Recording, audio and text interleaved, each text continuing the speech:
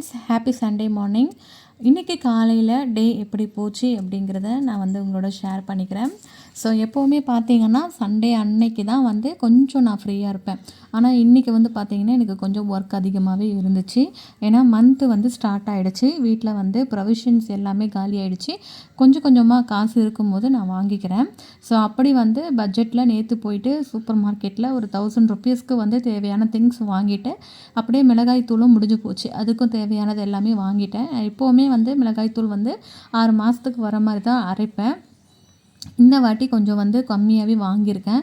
ஏன்னா நம்ம நிறைய இன்றைக்கி இந்த மந்த்து செலவு இருக்குது. அதனால் நம்ம கொஞ்சமாகவே அரைச்சிக்குவோம், தேவைப்படும் போது நம்ம வாங்கிக்கலாம் அப்படின்னு சொல்லிட்டு நான் நேற்றே ஒரு 1/2 kg போல் அரைக்கலாம் அப்படின்னு சொல்லிட்டு ரெண்டுமே ஈக்குவலாக வாங்கிட்டு எல்லாத்தையுமே மாடியில் நல்லா வெயில் காஞ்சிட்டு இருந்தது. சரின்ட்டு போய் அங்கே க்ளீன் பண்ணி நான் பேப்பர் போட்டு எல்லாத்தையுமே போட ஆரம்பிச்சிட்டேன். ஸோ காலையில் இன்றைக்கி எழுந்ததே பார்த்திங்கன்னா கொஞ்சம் லேட்டாக தான் எழுந்திரிச்சோம். சண்டே அப்போ தான் எல்லாருமே நாங்கள் கொஞ்சம் ஃப்ரீயாக தூங்குவோம். அதே மாதிரி வேலைகள் எல்லாமே பிரேக்ஃபாஸ்ட்டே ஸ்கிப் பண்ணிவிடுவோம் சில நேரத்தில். ஸோ அந்த மாதிரி தான் இருக்கும் சண்டே. ஸோ இன்றைக்கி பார்த்திங்கன்னா எனக்கு எந்த ஒர்க்குமே இல்லை. சாப்பாடு செய்கிறது தான் ஒர்க்கே. மெயினாக அந்த ஒர்க்கு மட்டும்தான் முடிச்சிடுது. மற்றது எல்லாமே சாட்டர்டேவே நான் ஃபினிஷ் பண்ணிட்டேன். பசங்களோட ட்ரெஸ் எல்லாமே நாங்கள் வியர் பண்ணிகிட்டு இருந்தது, இந்த வாரம் ஃபுல்லாக போட்டிருந்தது எல்லாத்தையுமே நான் சாட்டர்டேவே வாஷ் பண்ணி நம்ம அதை க்ளீன் பண்ணி எடுத்து வச்சாச்சு. அதனால் இன்றைக்கி சில ஒர்க்கு மட்டும்தான் நமக்கு இருக்குது. அதனால் இது எல்லாமே நம்ம ரெடி பண்ணி வச்சிட்டோம் அப்படின்னா நாளைக்கு மண்டே பசங்க ஸ்கூலுக்கு போகும்போது இது கொண்டு போய் மிஷினில் கொடுத்தோன்னா அவங்க அரைச்சி வச்சுருவாங்க. அதுக்கப்புறம் வரும்போது வாங்கிக்கலாம் அப்படின்னு சொல்லிட்டு நான் வெயில் அடிக்கும் போதே காய வச்சிடணும் அப்படின்னு சொல்லிட்டு ரெடி பண்ணி வச்சுருக்கேன். ஸோ இந்த மந்த்து ஹஸ்பண்ட் காசு கம்மியாக தான் கொடுத்தாங்க. இதை வச்சு நீ என்ன பண்ண முடியுமோ பண்ணிக்கோ அப்படின்னு சொன்னாங்க. அதனால் நான் கொஞ்சம் ரொம்ப அதிகமாக எதெல்லாம் வாங்குவோனோ அதெல்லாம் கொஞ்சம் ஸ்கிப் பண்ணிட்டேன். இந்த மந்த்து இருக்கிறத வச்சு நம்ம என்னென்ன வாங்கணும் அப்படின்னு சொல்லிட்டு அது ஒரு லிஸ்ட்டு போட்டு கொஞ்சமாக வாங்கி எடுத்து வச்சுட்டேன். மந்த்லி பார்த்திங்கன்னா ப்ரொவிஷன்ஸ்க்கே நான் வாங்கினேன்னா அதை எனக்கு 2 மந்த் வர மாதிரி தான் நான் வாங்குவேன். இல்லைனா எனக்கு அது 3 மந்த்து கூட வரும். ஆனால் இந்த மந்த்துக்கு எப்படி ஒரு மாதத்துக்கு நமக்கு எவ்வளோ செலவாகும் அப்படிங்கிற கணக்கு பண்ணலாம் அப்படின்னு சொல்லிட்டு நான் 2 மந்த்துக்கு ஏற்ற மாதிரிலாம் வாங்கலை. இந்த மந்த்துக்கு என்ன தேவையோ அதை மட்டும் ஒரு லிஸ்ட்டு போட்டு எடுத்து வச்சுருக்கேன். அதுக்கு மட்டும் வாங்கிக்கலாம் அப்படின்னு சொல்லிட்டு எடுத்து வச்சுருக்கேன். அப்படி பண்ணால் தான் நமக்கு அடுத்த வேலை எப்படி செலவாகுதுன்னு தெரியும். நெக்ஸ்ட்டு பார்த்திங்கன்னா பசங்களுக்கு ஸ்நாக்ஸ் ஒன்று செஞ்சு கொடுக்கலாம் அப்படின்னு சொல்லிட்டு நான் ரெடி பண்ணி வச்சுருக்கேன். ரொம்ப நாளாக ரெடி பண்ணி வச்சுருந்தது தான். ஸோ அதை இன்றைக்கி செய்யலாம் அப்படின்னு சொல்லிட்டு நான் ரெடி பண்ணியிருக்கேன்.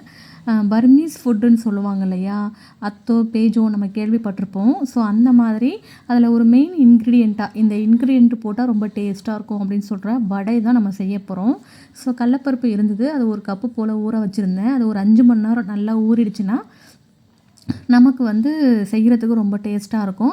ஸோ கொஞ்சமாக பருப்பு எடுத்து வச்சுட்டு மீதி இருக்கிற பருப்பை 2 வரமிளகா பூண்டு பல் போட்டு நான் அரைச்சி எடுத்துட்டேன். அது கூடவே மீதி இருக்கிற அந்த கடலப்பயிரையும் சேர்த்துட்டு ஒரு கப் அளவுக்கு அரிசி மாவு இது மட்டும் சேர்த்துட்டு இதுக்கு தேவையான அளவுக்கு உப்பு சேர்த்துக்கோங்க. சேர்த்துட்டு நம்ம நல்லா மிக்ஸ் பண்ணிவிட்டு தண்ணி கொஞ்சம் கொஞ்சமாக மிக்ஸ் பண்ணுங்கள். அந்த பருப்பு எல்லாமே நல்லா மிக்ஸ் ஆகிற அளவுக்கு கொஞ்சமாக தண்ணியை ஊற்றி மிக்ஸ் பண்ணிவிட்டு அதுக்கப்புறமா கொஞ்சம் எக்ஸ்ட்ரா தண்ணி ஊற்றுறீங்க அப்படின்னா இது நல்லா ஃப்ளோயிங் கன்சிஸ்டன்சி வரும். நல்லா மாவு எடுத்து ஊற்றுற அளவுக்கு இப்போ தண்ணி மாதிரி ஊற்றணும். அந்த மாதிரி நம்ம ரெடி பண்ணிக்கணும். சரி, ஏன்னா இது பார்த்திங்கன்னா நம்ம எண்ணெயில் அப்படியே போட்டு பொரிச்சு எடுக்கிற மாதிரி தான் இருக்கும். இந்த வடை ரொம்ப ரொம்ப ஒரு ஃபேமஸான வடைங்க. நம்ம வீட்டில் செஞ்சோம் அப்படின்னா கண்டிப்பாக கிட்ஸ்க்கு ரொம்பவே பிடிக்கும். நாங்கள் இன்றைக்கி பிரேக்ஃபாஸ்ட்டுக்கு எதுவுமே எடுத்துக்கல. இந்த ஸ்நாக்ஸ் செஞ்சேன். அப்புறம் இப்போ தான் பஞ்சமி போச்சு. அப்போ கிழங்கு 1 கிலோ வாங்கி வச்சுருந்தேன். ஸோ பேலன்ஸ் இருந்ததை வேக வச்சு நாங்கள் மார்னிங் பிரேக்ஃபாஸ்ட்டை முடிச்சிட்டோம். ஏன்னா இன்றைக்கி நம்ம ஸ்பெஷலாக பிரியாணி செய்ய போகிறோம். அதனால் நம்ம கொஞ்சம் வயிறு எம்டியாகவே வச்சுக்கிட்டா நம்ம சாப்பிடலான்னு சொல்லிட்டு நான் முடிச்சிட்டேன். எண்ணெய் நல்லா அடுப்பில் காஞ்சதுமே நம்ம நல்லா பருப்போடு கிண்டி ஒரு கரண்டி அளவுக்கு நல்லா ஊற்றி விட்டோம்னா அது நல்லா பொங்கி வரும். அந்த பப்புள்ஸ் எல்லாமே அடங்க நமக்கு நல்லா பருப்பு வெந்து வரும். அப்புறம் இது ஊற்றுனதுக்கப்புறமா நம்ம ஃப்ளேமை மீடியமில் வச்சிடணும். ஏன்னா இந்த மாவு பார்த்திங்கன்னா அப்படியே அடியில் எண்ணெய் சூடாக இருக்கிறதுனால பிடிச்சிக்கும், நமக்கு எடுக்கவே வராது. அதனால் மீடியம் ஃப்ளேம்லேயே வச்சுட்டு நம்ம எடுத்தோம் அப்படின்னா சூப்பராக குக் ஆகிடும். நல்லா க்ரன்ச்சியாக இருக்கும். பசங்க கண்டிப்பாக விரும்பி சாப்பிடுவாங்க. நான் வந்து இன்றைக்கி ஃபஸ்ட்டு ட்ரை பண்ணுறேன் அப்படிங்கிறதுனால கொஞ்சமாக தான் அளவு போட்டு செஞ்சுருந்தேன். ஸோ பசங்க வந்து அடுத்த ஒரு முறை செஞ்சு கொடுங்க அப்படின்னு சொல்லி கேட்டாங்க. ஸோ இந்த அளவுக்கு நல்லா கோல்டன் ப்ரௌன் வந்ததுக்கப்புறமா நம்ம வந்து எடுத்துடலாம். அந்த எண்ணெயும் வந்து பார்த்திங்கன்னா அந்த கொதிக்கிறது வந்து கண்ட்ரோல் ஆகிடும். அதுக்கப்புறம் நம்ம எடுத்து அதை வந்து நம்ம வந்து சாப்பிடலாம். ஸோ நல்லா ஆற வச்சு எடுத்து சாப்பிட்டிங்கன்னா சூப்பராக இருக்கும். அடுத்து இருக்கிற மாவு எல்லாத்தையுமே இது போல் ஊற்றிட்டு நான் வந்து ஒரு 4-5 வடை வந்தது. அழகாக வந்து பசங்க சாப்பிட்டாங்க. அவங்க அழகாக அப்படியே கார்ட்டூன் மூவியெல்லாம் பார்த்துட்டு இருந்தாங்க. நான் வந்து சமைக்கிற வேலையை ஸ்டார்ட் பண்ண ஆரம்பிச்சிட்டேன். ஒரு முறை இந்த வடை வந்து செஞ்சு பாருங்கள். உங்களுக்கு எப்படி பிடிச்சிருக்கா அப்படிங்கிறதையும் கமெண்ட் பண்ணுங்கள். ஸோ இது வந்து கண்டிப்பாக ஒரு சூப்பரான ஸ்நாக்ஸு. இது எல்லாருமே விரும்பி சாப்பிடுவாங்க.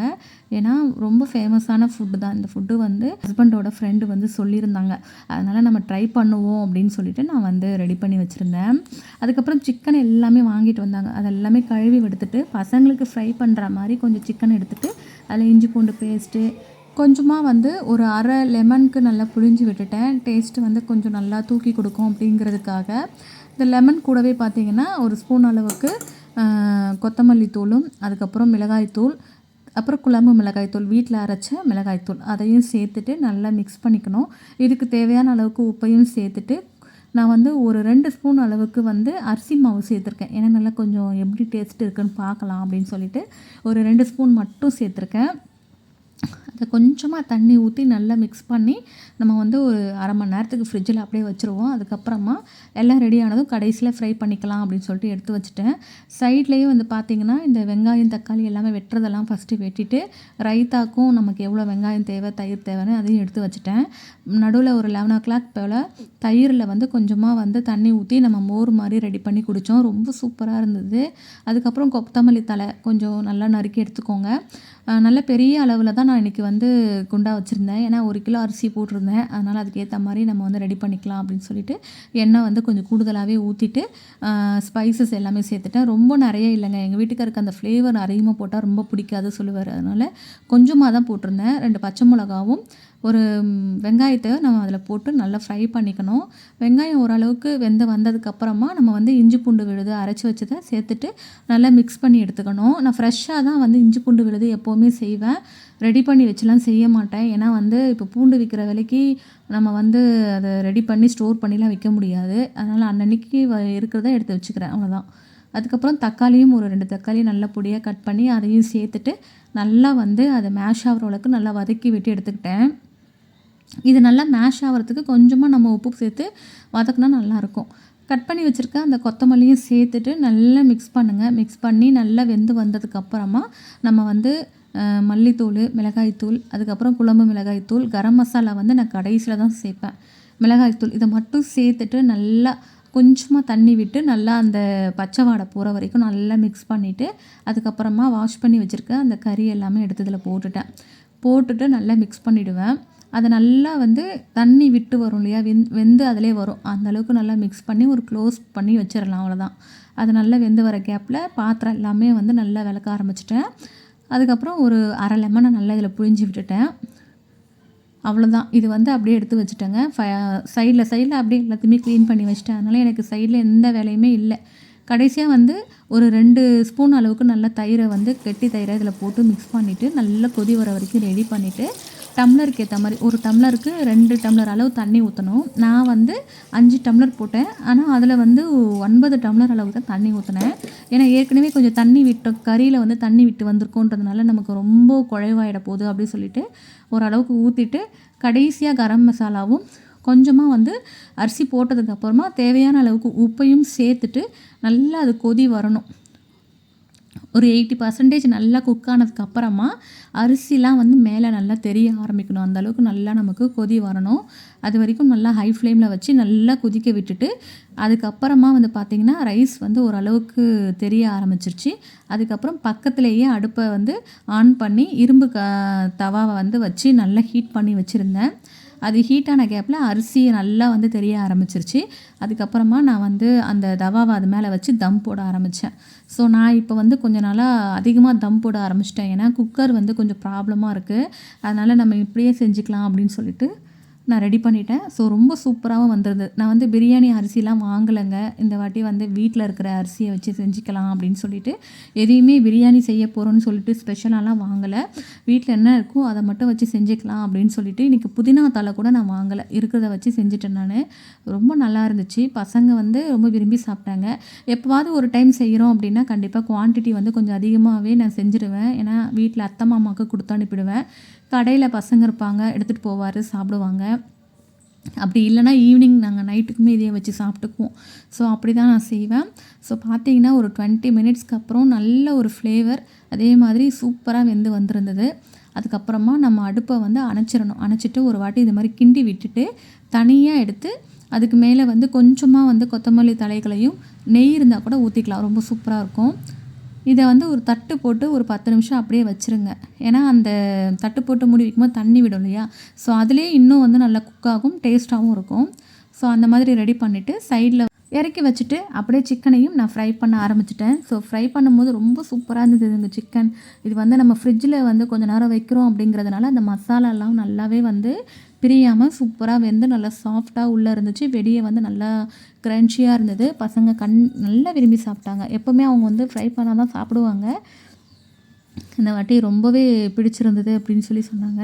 நான் வந்து முட்டை சேர்க்கல, அரிசி மாவு தான் சேர்த்துருந்தேன். முட்டை சேர்த்துருந்தா இன்னும் ரொம்ப நல்லா இருந்திருக்கும். ஸோ அவ்வளோதான். இன்றைக்கி டே வந்து இப்படி தான் எனக்கு போச்சு. இதுக்கப்புறம் வந்து நாங்கள் சாப்பிட்டுட்டு மத்தியானம் கொஞ்சம் நேரம் தூங்கிட்டேன். சண்டேன்றதுனால கொஞ்சம் டே இப்படி தான் போச்சு எங்களுக்கு. அதுக்கப்புறம் ஈவினிங் ரொட்டீன் ஒர்க்கு ஸ்டார்ட் பண்ண ஆரம்பிச்சிட்டேன். ஸோ இன்றைக்கி லன்ச் வந்து பார்த்திங்கன்னா ஷார்ப்பாக 1:00 நாங்கள் வந்து எங்களுடைய காலை உணவை எடுத்துக்கிட்டோங்க. ஏன்னா காலையில் நாங்கள் சாப்பிடலைன்றதுனால 1:00 சாப்பாடை சாப்பிட்டுட்டோம். அதுக்கப்புறம் 6:00 மேலே சாப்பிட்டுக்கலாம் அப்படின்னு சொல்லி விட்டாச்சு. ஸோ சண்டேனாலே ஒரு நாள் எங்களுக்கு பிரேக்ஃபாஸ்ட்டு ஸ்கிப் ஆகிடும். அது எப்போவுமே நடக்கிறது தான். ஸோ உங்கள் வீட்டில் நீங்கள் என்ன சமைச்சிங்க அப்படிங்கிறத சொல்லுங்கள். இந்த வீடியோஸில் நான் சொல்லியிருக்க ரெசிபீஸ் எல்லாமே உங்களுக்கு பிடிச்சிருந்துச்சு அப்படின்னா மறக்காமல் கமெண்ட் பண்ணுங்கள். ஸ்நாக்ஸ் வந்து உங்களுக்கு பிடிச்சிருக்கா அப்படின்னு மறக்காமல் கமெண்ட் பண்ணுங்கள். உங்கள் வீட்டில் ட்ரை பண்ணி பாருங்கள். கண்டிப்பாக உங்கள் வீட்டில் அடுத்தடுத்து நீங்கள் செய்வீங்க. அவ்வளோதான், நம்ம லஞ்ச் வந்து ரெடி ஆகிடுச்சு. சூப்பராக ரெடி பண்ணியாச்சு. இந்த ரெசிபீஸ் எல்லாமே உங்களுக்கு பிடிச்சிருந்துச்சு அப்படின்னா மறக்காமல் உங்களுடைய ஃப்ரெண்ட்ஸ் அண்ட் ஃபேமிலிக்கு ஷேர் பண்ணிங்க. நம்ம சேனலையும் சப்ஸ்கிரைப் பண்ணுங்கள். பக்கத்தில் இருக்கக்கூடிய பெல் பட்டனையும் கிளிக் பண்ணி வச்சுக்கோங்க. மீண்டும் இன்னொரு வீடியோவில் பார்க்கலாம். அது வரைக்கும் நன்றி, வணக்கம்.